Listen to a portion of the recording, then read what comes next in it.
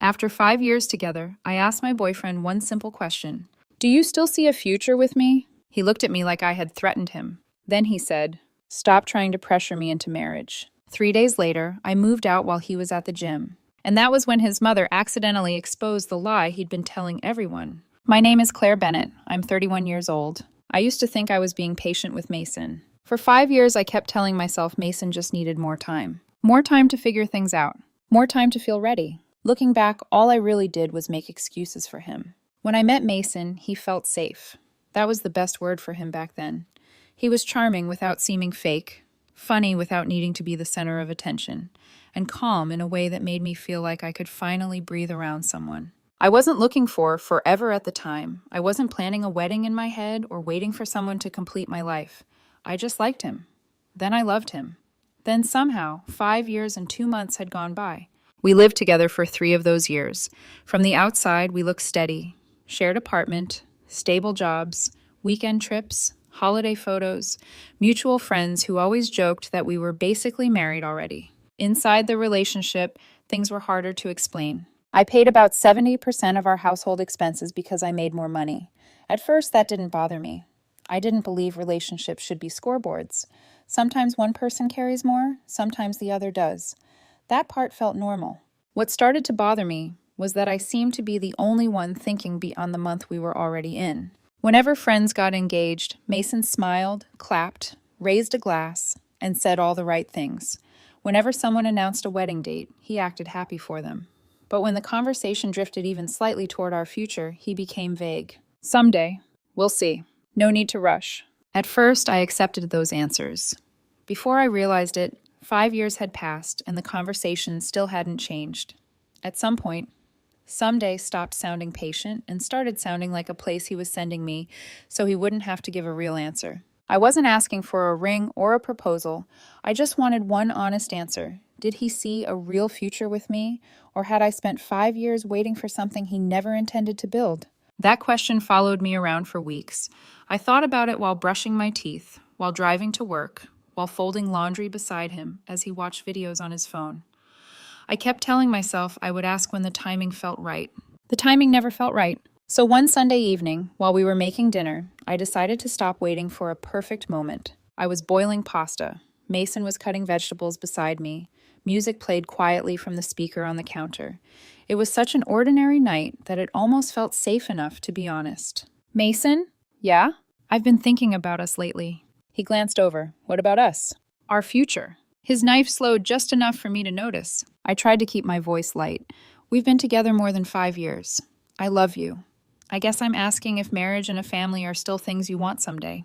The knife stopped. Mason put it down carefully, like he needed both hands free for whatever reaction was coming next. When he looked at me, there was no softness in his face, no nervous smile, no warmth. Just irritation. Are you serious right now? I blinked. Yeah, I thought we should talk about it. You're bringing this up now? I don't understand. His jaw tightened. Claire, what exactly are you trying to do here? Talk to you. No, he shook his head. You're pressuring me. For a second, I thought I had misheard him. Pressuring you? Yes. I'm asking a question. You're trying to corner me. Do you hear yourself? I asked. I'm asking if you still want the life we talked about. He looked at me coldly. Maybe I only talked about it because you kept bringing it up. The kitchen suddenly felt smaller.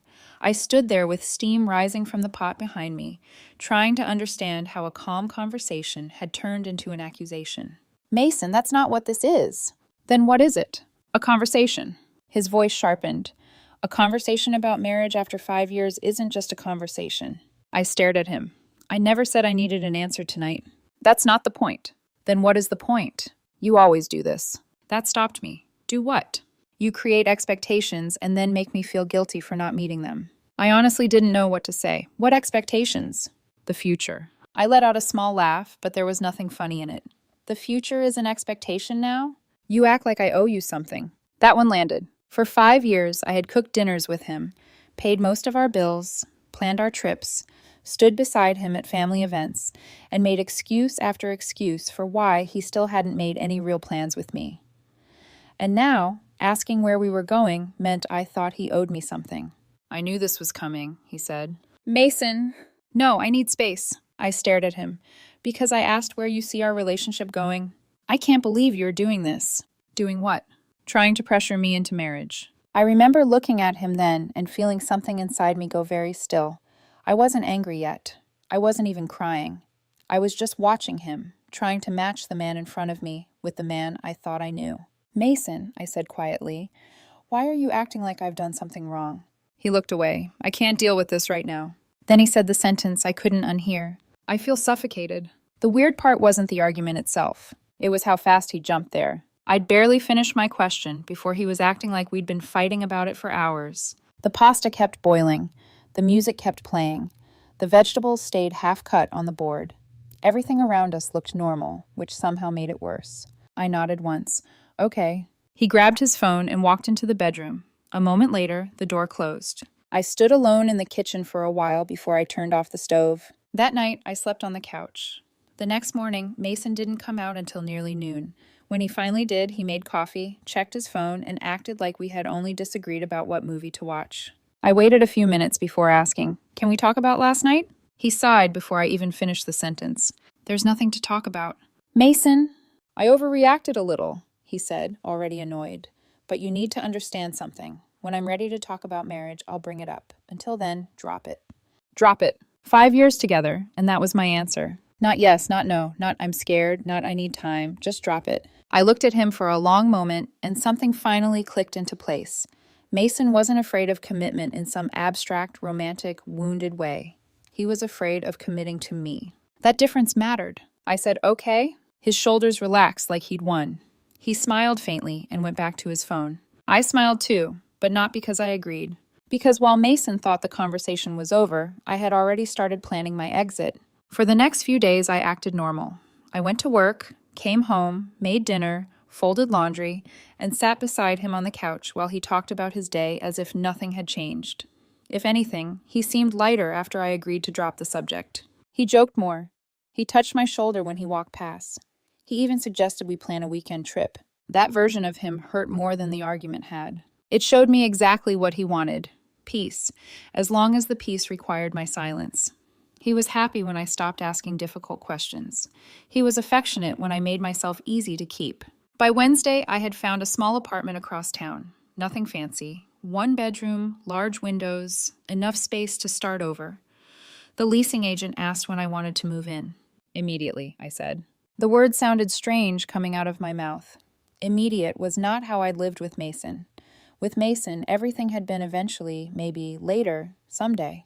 I signed the lease that afternoon. Over the next several days, I moved things out slowly. Winter clothes, old books, documents, electronics, a few boxes at a time. Mason didn't notice, or if he did, he didn't care enough to ask. One evening, I removed 3 full boxes from the apartment. He walked past the empty shelf twice without saying anything. Another day, I cleared half my closet. Nothing. I had spent years wondering if he saw a future with me, and now I wasn't sure he even saw me clearly in the present. The final move happened the following Saturday. Mason left for the gym around 9, the same way he did every weekend. As soon as the door closed, I moved fast. Most of my important things were already packed. The big furniture was his anyway. The apartment looked almost the same after I finished, which felt painfully appropriate. His life would stay arranged exactly how he liked it. The only thing missing would be the person who had been quietly holding so much of it together. Before I left, I went into the kitchen and wrote a note. You asked me to stop talking about our future, so I did, and that includes a future with you. After 5 years, I understand that we're not building the same life. I wish you well, but I'm done waiting for you to decide whether I'm enough. Please don't contact me. I placed the note beside my key. At the front door, I paused. Not because I was unsure. I was grieving the apartment, the routine, the version of us I had kept trying to protect. Then I opened the door and walked out. The drive to my new place felt unreal. I expected panic. Instead, I felt calm in a way that almost scared me, like my body had known before my heart was ready to admit it. 3 hours later, I turned my phone back on. Missed calls, voicemails, text messages. The first ones were confused. Where are you? Why is your stuff gone? What does this note mean? Then came the anger, then the guilt, then the begging. By evening, his messages were long enough that I stopped reading them fully. Just when I thought the day couldn't get any stranger, my phone lit up with a text from Mason's mother. Claire, I don't understand what's happening. Mason's been talking about engagement rings for months. He even asked what kind of ring women usually like. I thought you knew. I sat on the floor of my half-empty apartment and read that sentence 3 times. Mason had been telling people he wanted a future with me. Yet when I asked him about that future, he treated me like a threat. That contradiction stayed in my head all night. I didn't respond to his mother right away. I wasn't angry with her. She was probably getting a version of events that made me sound unstable, cruel, or dramatic. Instead, I unpacked a few boxes, ordered food I barely touched, and tried to adjust to the sound of being alone. The apartment felt unfamiliar. Every noise seemed louder. Every room felt unfinished. But for the first time in years, I wasn't lying next to someone wondering where I stood. I already knew. The next morning, Mason had sent 12 more messages. I made coffee before reading them because I needed at least one normal thing before stepping back into his chaos. The messages followed a predictable cycle. He started angry, moved on to guilt, and by the end of the day, he was begging me to call him back. How could you do this? You didn't even give me a chance to explain. 5 years and this is how you end it? I never would have left you like this. I can't believe you threw everything away. I miss you. Please talk to me. I love you. That last one made my chest ache in the most frustrating way. Mason could say, I love you when things were easy, on vacation, in pictures, half asleep on the couch. But when I needed clarity, those words turned slippery. They didn't lead anywhere. I didn't reply. 2 days later, he showed up at my office. My receptionist called around lunch. Claire, there's someone downstairs asking for you. He says it's urgent. Of course he did. I went down to the lobby and saw him immediately. He looked rough, dark circles under his eyes, wrinkled shirt, jaw unshaven. The second he saw me, he stood. Claire, what are you doing here? We need to talk. We don't. His jaw tightened. Can you stop acting like 5 years meant nothing? That irritated me more than I expected. 5 years meant enough that I stayed. For once, he didn't have a quick answer. Then he stepped closer. I made a mistake, he said. I shook my head. No, a mistake is forgetting dinner plans. You spent 5 years avoiding the same conversation, then blamed me when I finally asked it. He looked down. I didn't mean what I said. Which part? The pressure thing, the suffocating thing, all of it. I watched him carefully.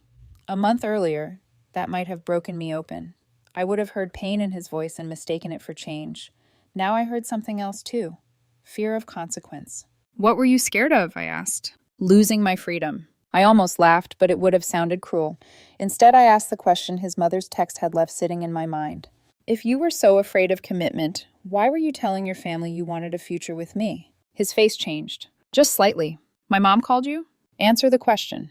I did want a future with you. Then why did you react like that? He opened his mouth, closed it, looked away, and finally said, I don't know. For the first time, I believed him. Not because it fixed anything. It didn't. But because it sounded honest. He didn't know why he wanted the idea of a future, but froze when it required a real conversation. He didn't know why he could talk about settling down to other people, but accused me of trapping him when I asked directly. And none of that confusion gave him the right to make me feel unreasonable for wanting an answer. I'll do better, he said. I'll work on myself. I'll go to therapy if that's what it takes. There was desperation in his voice. Real desperation. For a few seconds, I felt sorry for him. Then I remembered that regret usually sounds most convincing after the other person has already packed. Mason, I said, I believe you're upset. I just don't think you're upset for the reasons you think. His face tightened. What does that mean? It means you didn't take this relationship seriously until it was gone. That's not true. Then tell me honestly. When I asked where you saw us in 5 years, why couldn't you answer? He went quiet. There were people moving through the lobby around us, elevators opening and closing, phones ringing at the front desk. But between us, everything stopped. I finally understood it then. I had been planning a life. Mason had been enjoying one where nothing had to change. Security came over a few moments later and politely asked him to leave. He didn't argue. Near the exit, he turned back. I still love you. I didn't answer. 3 days later, Jenna called. Jenna was one of our mutual friends. We weren't close, but we'd known each other through Mason for years. I was sitting on the floor of my new apartment, surrounded by parts of a cheap bookshelf, when her name appeared on my phone. Hey, I said. Do you have a minute? Her voice sounded careful. Sure. She paused. Can I ask you something honestly? When Mason showed up at your office, was that after you moved out? Yeah. She sighed. Okay, that's what I thought. I set down the screwdriver. What does that mean? Another pause. Then she said, "This feels really familiar." That got my attention. Familiar how? His last serious relationship ended in a surprisingly similar way. I sat back against the couch. Mason told me she just woke up one day and left. That's the story he tells? The wording made my stomach tighten. Jenna didn't claim to know everything, but she had known Mason's ex a little. From what she remembered, that woman had spent years trying to figure out where she stood with him, too. Same vague answers. Same future that was always close enough to hope for, but never close enough to touch. I remember her saying she felt like she was constantly waiting, Jenna said. Waiting. That was the word she used. And hearing it out loud hit me harder than I expected because it described exactly what the last few years had felt like. After we hung up, I sat there staring at the unfinished bookshelf and thought about all the excuses I'd made for him. Maybe work was stressful. Maybe he needed more time. Maybe he had fears he didn't know how to explain. Looking back, every explanation somehow ended with me waiting longer and Mason changing nothing. Over the next few days, Mason's messages changed. At first he apologized. Then he explained. Then he justified. Then he tried to negotiate. Can we just meet for coffee? I think we're both misunderstanding each other. Relationships take compromise. Compromise had apparently become important once I stopped being the only one doing it. A week later, my apartment buzzer rang around 10 at night. Nobody visited me unannounced. I walked to the intercom, already knowing. Hello? A pause. Claire. I closed my eyes. Mason. Can we talk? I looked down through the lobby window. He was standing near the entrance in a nice shirt, freshly shaved, hair neat, hands in his pockets. He looked less like a man unraveling and more like a man prepared for a second first date. I went downstairs, but I didn't let him up. The lobby was public, neutral, safe. Thank you for coming down, he said. You have 5 minutes. He looked hurt. Do you always have to make everything sound so cold? That almost made me smile. After everything, I was the cold one. What do you want, Mason? He took a breath like he'd rehearsed it in the car. I know I messed up. I know I handled things badly. I know you're hurt. He kept talking, and some of it sounded sincere. Some of it probably was. But it was too polished, too careful, like he was trying to find the right combination of words to unlock the version of me who used to forgive him quickly. I interrupted him. Can I ask you one question? Sure. If I hadn't brought up our future that night, how much longer would you have waited? His face froze. 6 months, I asked. No answer. A year? Still nothing. 2? He looked away. I don't know.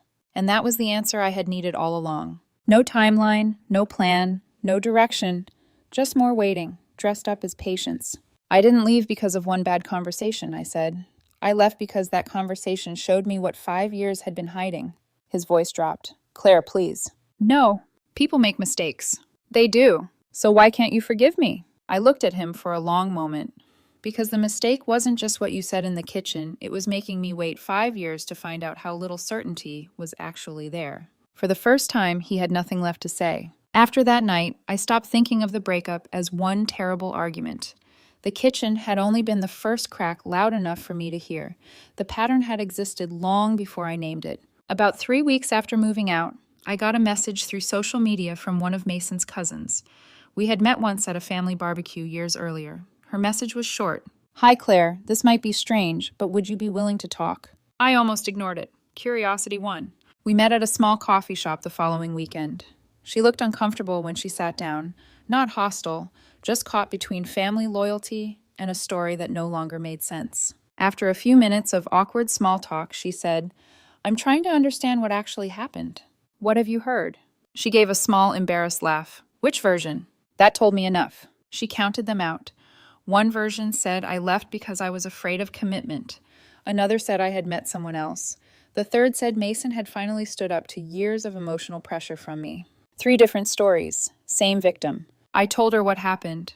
The kitchen, the move, the note, his office visit, the late-night lobby conversation. I didn't dress it up, and I didn't try to destroy him. I just told her the truth. When I finished, she sat quietly, staring into her coffee. That sounds more believable, she said. More believable than what? She hesitated. Because this isn't the first time. I didn't speak. Years ago, there was another girlfriend. The family story was always that she left unexpectedly, but I don't know. When she left, Mason told everyone she was afraid of commitment. I stared at her. That's what he's saying about me now. That was the moment the pattern finally became impossible to ignore. She didn't answer. She didn't have to. There was no dramatic revelation after that, no secret affair, no hidden double life. In a way, that made it worse. Mason wasn't a cartoon villain. He could be kind. He could be funny. He could be affectionate. There were reasons I had loved him for 5 years. But whenever love required a decision, he stalled. Whenever the future needed more than pretty words, he drifted into fog. And when the woman beside him got tired of standing there alone, the story somehow became about what she had done to him. A few days later, I heard through mutual friends that Mason's explanations were starting to catch up with him. Different people had heard different stories. Details didn't match. Sympathy turned into questions. I didn't enjoy that. I wasn't hoping for his life to fall apart. I just wanted distance. Then one final message came from a number I didn't recognize. "You'll regret this." A few seconds later, another message appeared. "One day you'll realize what you threw away." I stared at the screen for a little while. I didn't need to ask who it was. The wording was too familiar. Even after the apologies, the therapy promises, the late-night visit, he had found his way back to blame. I locked the phone and set it on the table. That was the last time I let one of his messages pull me back into the old argument. Life after that became quiet in a way I didn't know I needed. I finished building the bookshelf, bought a dining table, put plants near the windows, hung framed photos Mason had once said made rooms feel cluttered. Small things, but they made the apartment feel like mine. One evening, while unpacking a storage box, I found an old notebook filled with plans I'd written years earlier. Travel ideas, financial goals, things I wanted to do before 35. At first, seeing those pages hurt. Then I noticed something I hadn't expected. Most of the goals were still possible. None of them had actually required Mason. I just hadn't realized that before. A few weeks later, I ran into one of our former mutual friends at the grocery store. She had been one of the people who told me I was being too harsh. After a few awkward minutes near the produce section, she sighed. "I owe you an apology." I didn't make it easy for her, but I listened. She said Mason's story had changed too many times. At first, she believed him. Then the details started moving around. "I don't even know if he thinks he's lying," she said. "I think he rewrites things until he can live with them." That stayed with me because it sounded right. Mason wasn't always trying to hurt people. Sometimes he was just trying very hard not to look directly at himself. Later, his cousin sent me one final update. "I thought you'd want to know he started therapy." I read the message twice, then I smiled a little. Not because I wanted him back. I didn't. But because for once, he was doing something that sounded like action instead of damage control. Maybe it would help him. Maybe it wouldn't. Either way, it was no longer my job to wait and see. Nearly 3 months after moving out, I bought a dining table for my apartment. It was nothing special. Simple wood, small enough for the space, big enough for 2 people if I ever wanted that again. The delivery came late in the afternoon, and after the men left, I stood there with one hand on the back of a chair, looking around the room. Sunlight was coming through the windows. The bookshelf was slightly crooked because I had assembled it myself and refused to redo it. The plants needed watering. One framed photo was still leaning against the wall because I hadn't decided where to hang it. I sat down at that new table and my phone buzzed once. Unknown number. A few months earlier, I would have stopped eating just to check if it was Mason. That night, I turned the phone face down and took another bite of dinner. The apartment was quiet. For the first time in years, the quiet didn't feel empty. It felt like mine.